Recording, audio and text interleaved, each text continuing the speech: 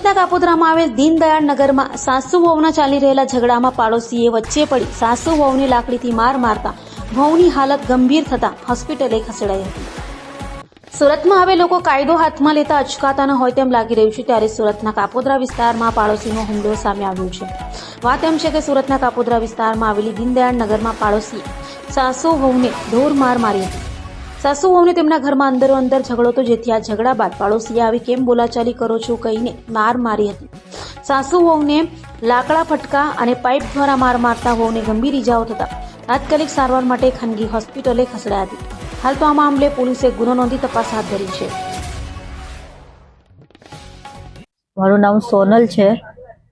મારા ઘરવાળા હતા, મારો ઝઘડો થયો તો એ લોકો વહી ગયા હતા ઝઘડો કરીને। પછી બેને મારા સાસે જ હતા ઘરે, એ લોકો આવ્યા, એ લોકો 4 જણ હતા, 2 લેડીઝ હતા।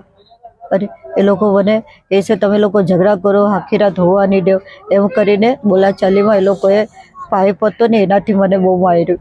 મારા સાસને પણ માર્યું છે। જ્યારે મેં ડાયમંડ હોસ્પિટલમાં એડમિટ છું, મારાથી બોલાતું પણ નથી, મને મોઢામાં બહુ માર્યું છે। नाम रानी बेन है।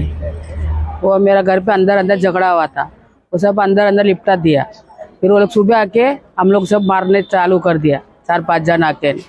मेरा नाम चतुर भाई, वो हमारा गली में रहते लोग, दीनदयाल नगर। रात में मारा, सिर में मारा, फिर पाँव में मारा, मेरे बहू को भी मार दिया, बहुत मार दिया, बाइप में मार दिया मेरा बहू को भी। बहुत सीरियस हो, छोकरी भी बहुत सीरियस है, मेरा बहू भी। अब इधर दाखिल करेला है डायमंड में, डायमंड आप दवा का नाम।